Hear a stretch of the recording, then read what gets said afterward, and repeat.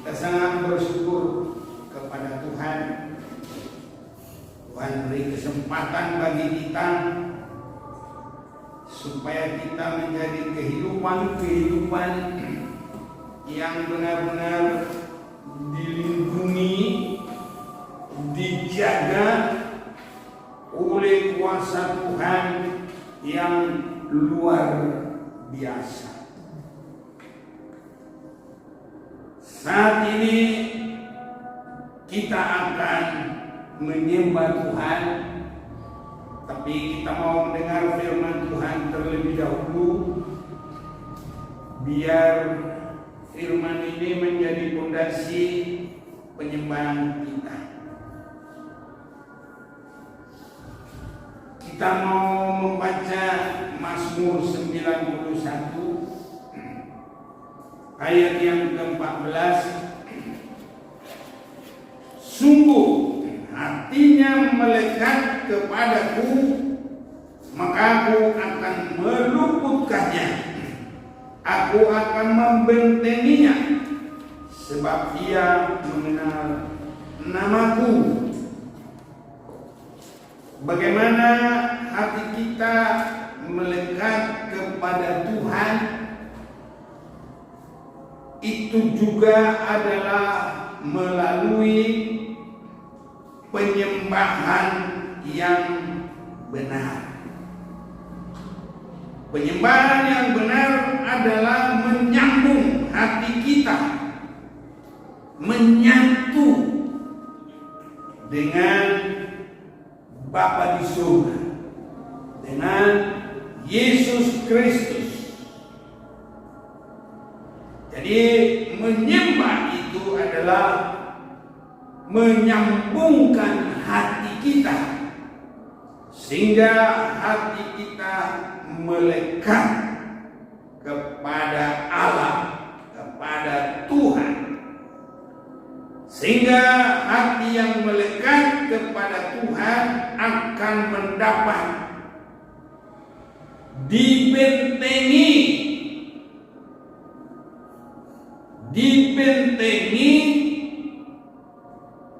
dari jerat penangkap burung, dari penyakit sampar yang busuk.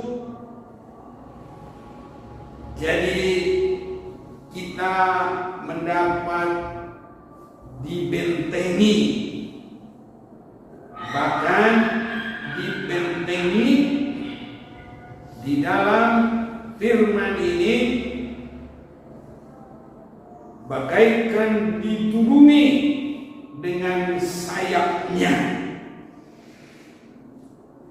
Di dalam kitab Injil Matius juga Yesus berkata, Yerusalem, Yerusalem, dia ingin membentengi umatnya dengan sayap seperti induk ayam.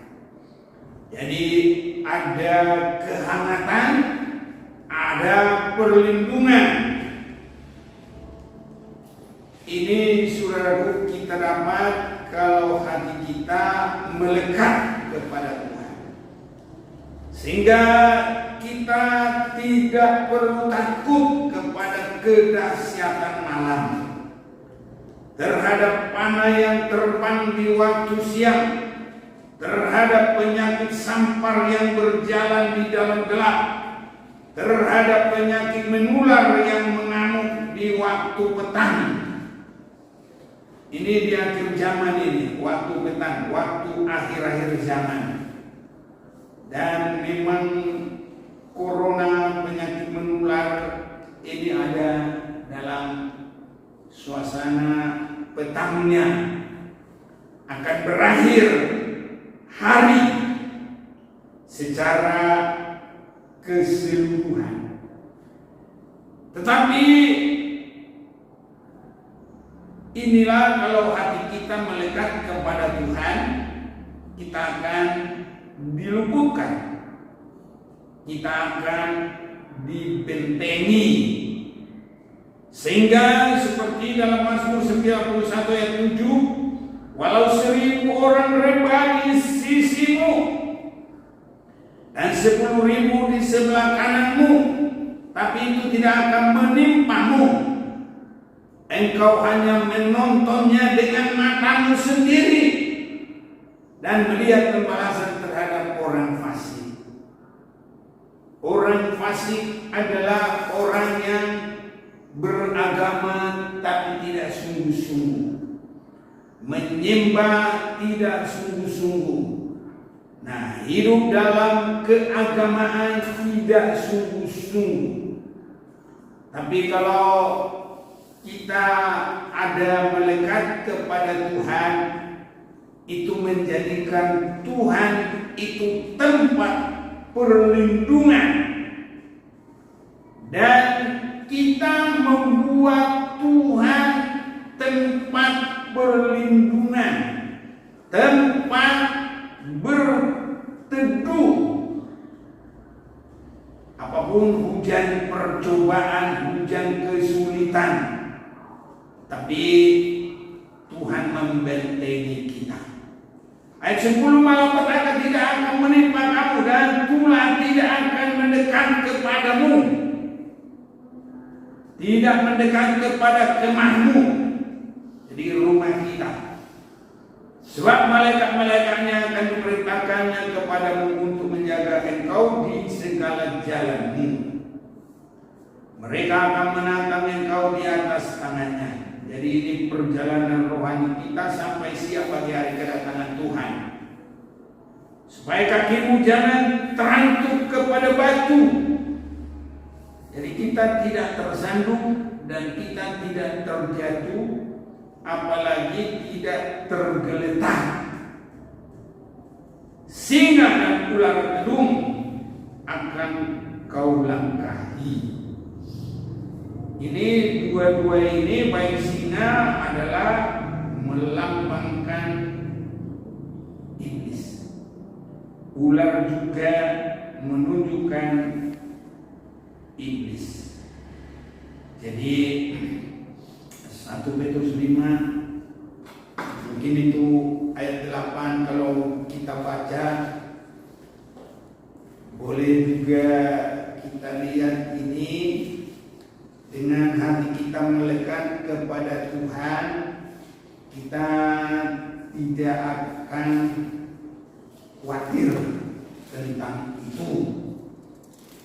1 Petrus 4 ayat 5 ayat 8, sadarlah dan berjaga-jagalah, lawanmu si iblis berjalan berkeliling sama seperti singa yang mengaum dan mencari orang yang dapat ditelannya.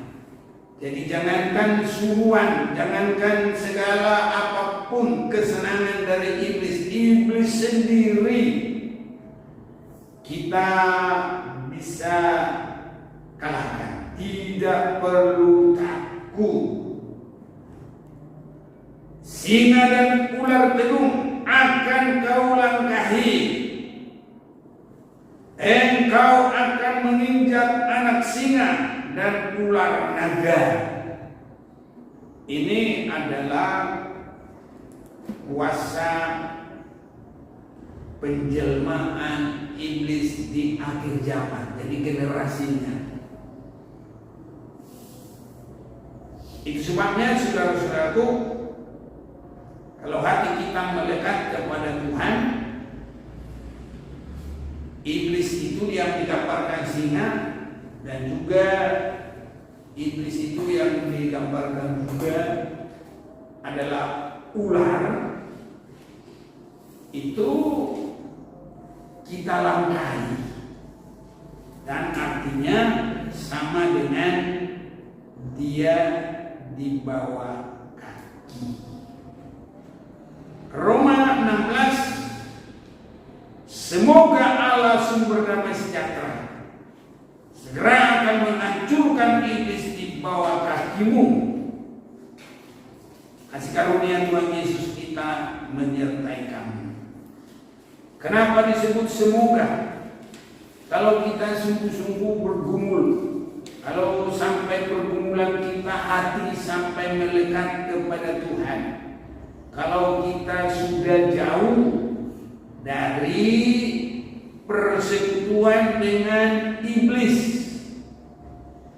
Sebab kalau umat-umat Tuhan masih dekat iblis, Tuhan tidak menghancurkan, nanti terkena.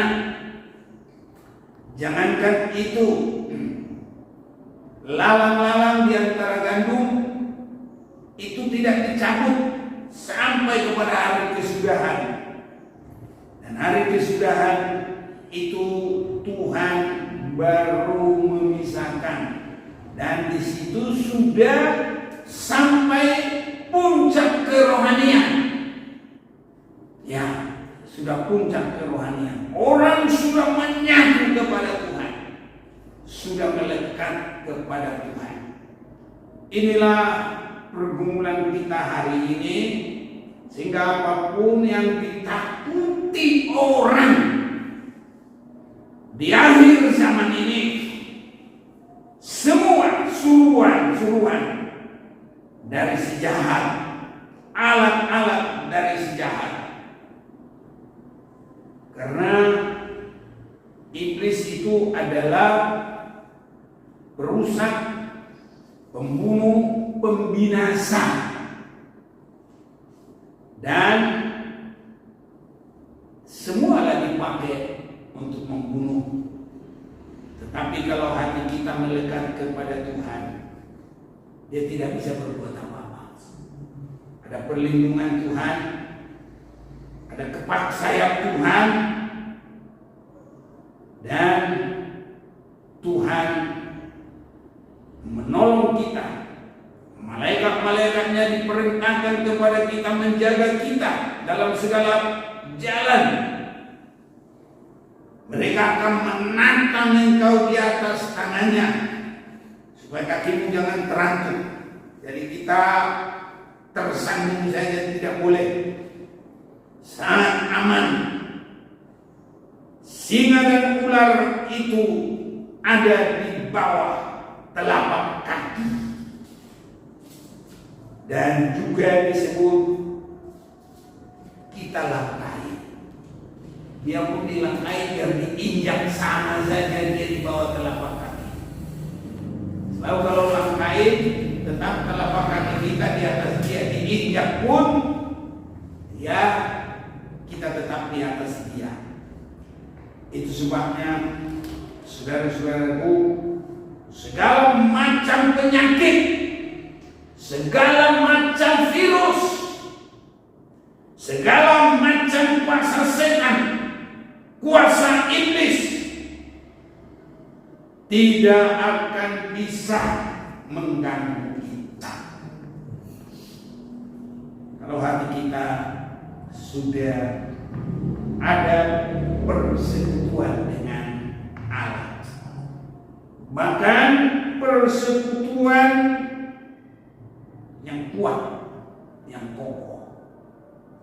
Mungkin kalau lem sekarang ini lem besi yang bikin melekat, tidak bisa lagi cerai.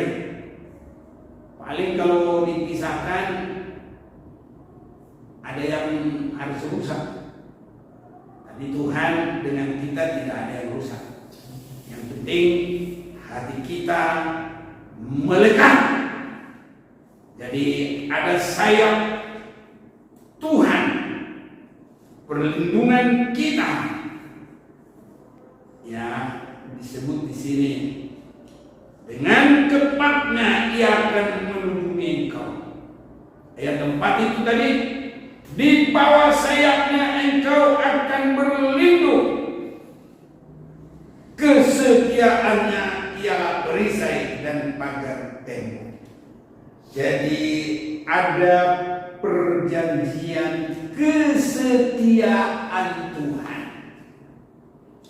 Tuhan firman-Nya tidak berubah, kasih-Nya tidak berubah. Manusia yang masih bisa berubah, kalau Tuhan tidak. Dan itulah jaminan perlindungan kita. Sehingga di akhir zaman ini tidak ada jalan lain, harus sampai melekat hati kita kepada Allah, kepada Tuhan, itu kita akan dapatkan dengan penyembahan yang benar. Karena menyembah itu adalah hati kita ini sungguh-sungguh diarahkan kepada Tuhan, menyatu dengan Tuhan. Karena kalau hanya berdoa, saudaraku, belum tentu menyatu. Karena berdoa, ada juga doanya orang pencuri. Waktu dia mau ketangkap, saudara-saudaraku, ngeri dia rasa. Dia juga berdoa, belum minta ampun, dia gak sempat. Orang udah bawa golok, bawa pentungan, bawa apa, tapi dia bilang apa? Tuhan tolong saya. Nah, itu doanya pencuri. Tapi doa kita, saudaraku, adalah penyembahan yang benar. Ada juga doanya orang fasik. Tadi kita sudah lihat orang fasik, orang munafik. Ya, semuanya ada, saudara-saudaraku. Jadi doa kita menyembah Tuhan itu diawali dengan penyerahan kepada darah Yesus. Saya memperhatikan luar biasa kuasa darah Yesus. Imam-imam dalam perjanjian lama mengambil darah dari mezbah korban halaman dan membawanya ke ruang suci dan membawanya juga ke ruang maha suci. Itulah hebatnya darah itu, membuka jalan kepada ruang suci sampai membuka jalan kepada ruang maha kudus, maha suci. Disitulah hadirat Allah dalam peti perjanjian. Di situ hadirat Tuhan. Dan pekerjaan darah ini luar biasa. Dan kalau kita gambarkan 3 tempat ini, Yesus sudah memasuki sampai kepada ruang maha kudus, bukan buatan tangan manusia. Itu di dalam Ibrani. Tapi ruangan maha kudus surga. Itu sebabnya kita sudah mendengar, baik yang di surga, baik yang di bumi, dipersekutukan dengan darah Yesus. Karena imam membawa darah itu mulai dari halaman sampai ruang suci, sampai ruang maha kudus. Bahkan orang yang di surga memakai kuasa darah itu untuk mengalahkan si jahat. Jadi kita juga semua harus mengerti darah. Kepada darah ini 3 penyerahan kita. Yang pertama, mohon penyucian darah dalam pertobatan awal. Segala dosa mohon ampun, menjadi baru, lahir baru.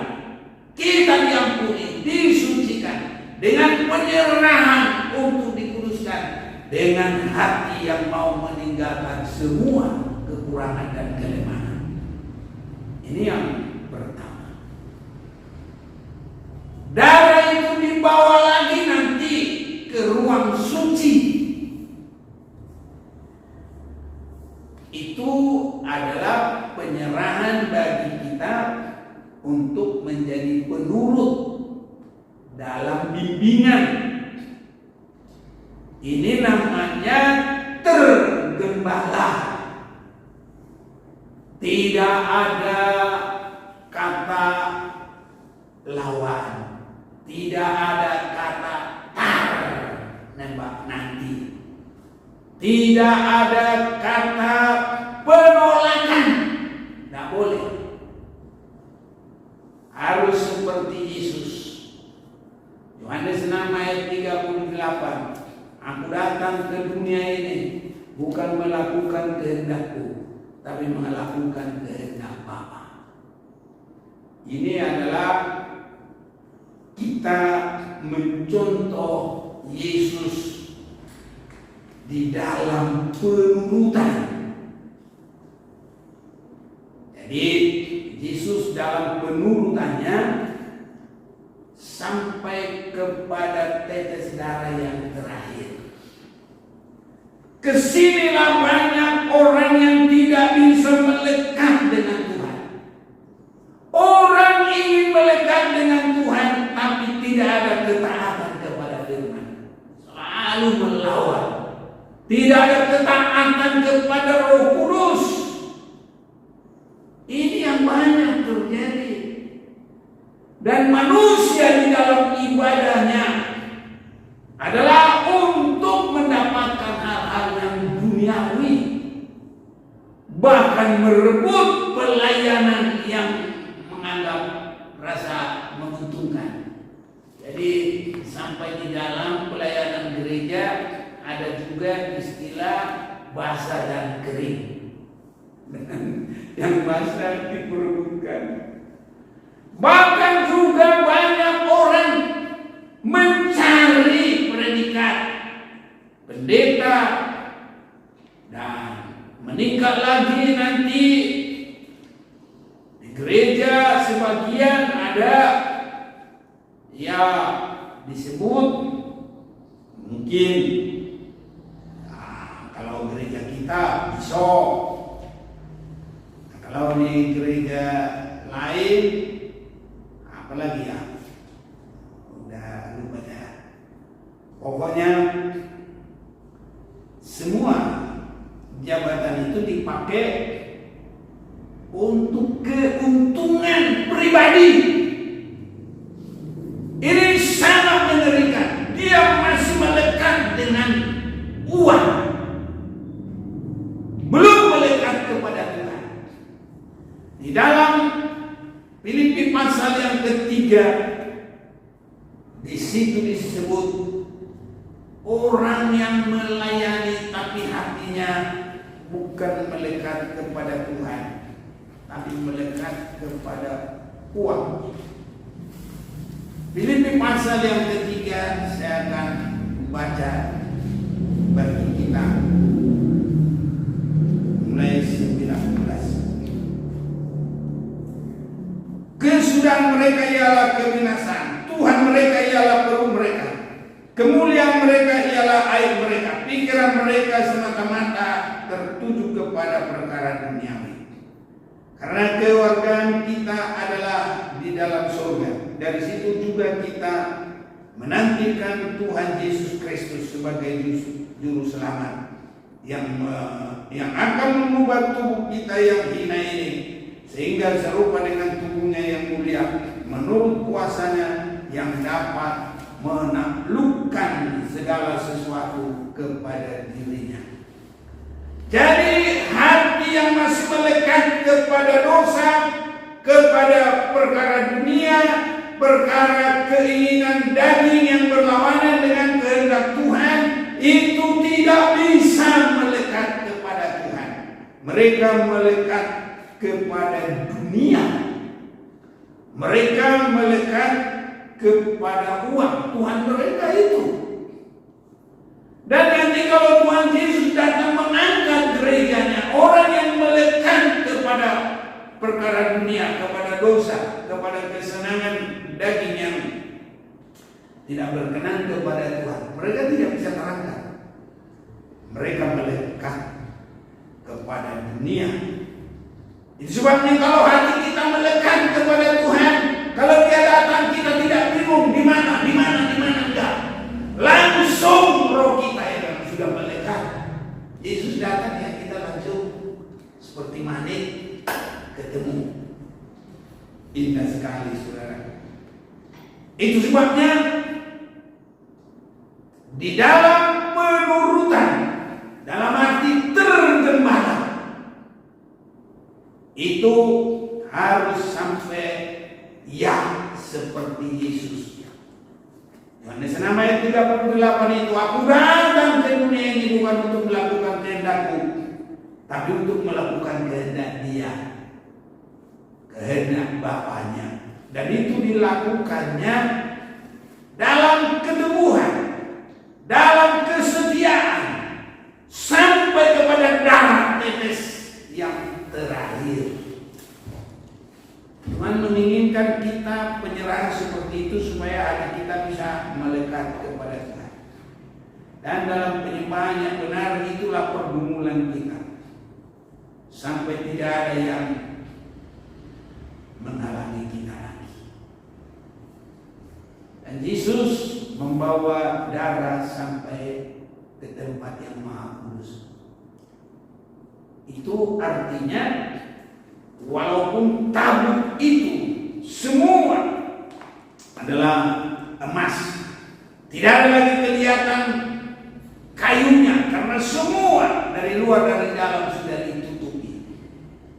Tapi ada masih 7 percikan darah, baik di muka peti, baik juga di dalam peti itu, untuk peti itu, ya, itu diperciki 2 kali 7. Jadi percikan darah di dalam ruang Maha Kudus. Nah, kalau ruang Maha Kudus surga ada darah itu, itulah yang dipakai mereka yang duluan ke surga untuk mengalahkan iblis.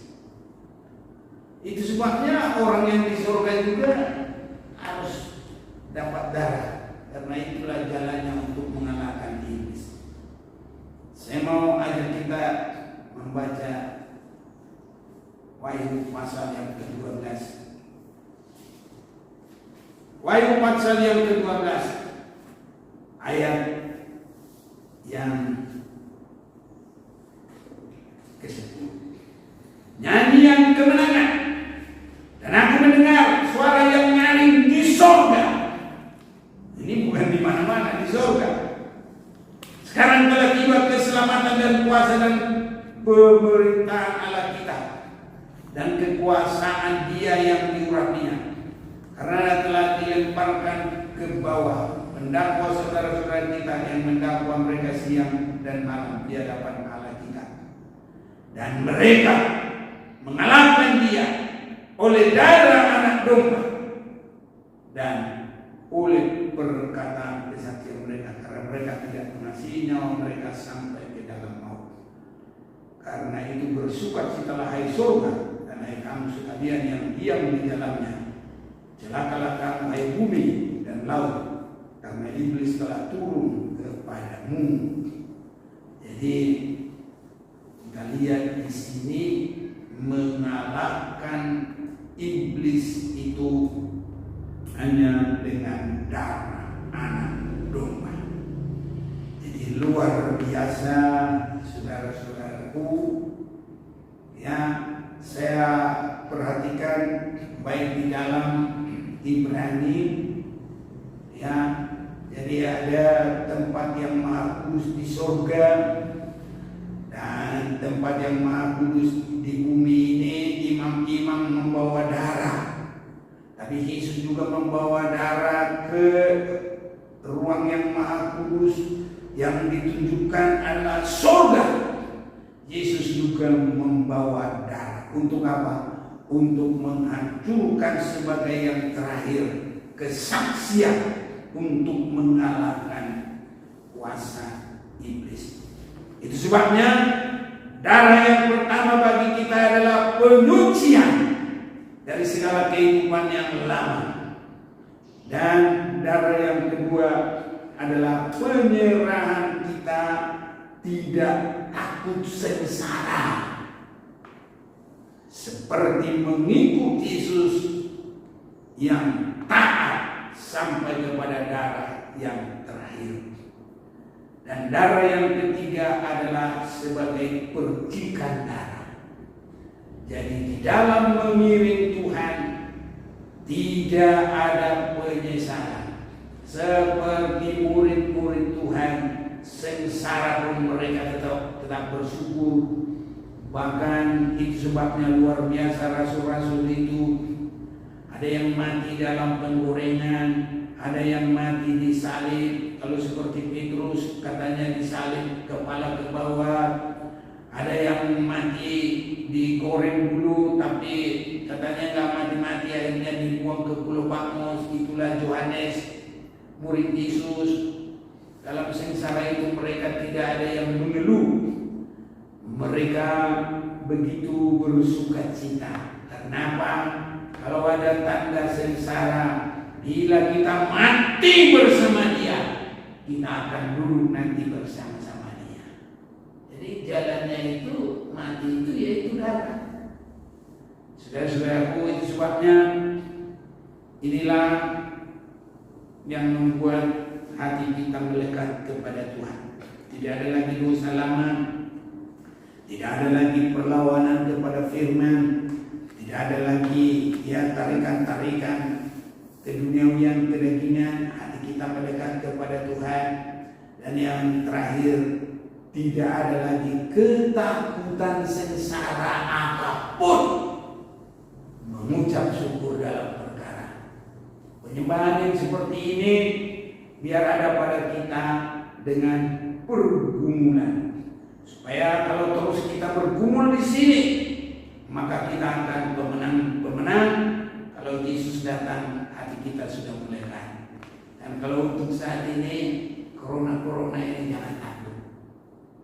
Yesus menolong kita, mengumpulkan kita di bawah sayap kepaknya. Firman Tuhan menjadi jaminan bagi kita dalam perjalanan kita. Ada malaikat Tuhan yang menatang kita sehingga tidak ada yang tersandung sampai jalan kita siap bagi hari kedatangan Tuhan. Mari kita mau sembah Tuhan.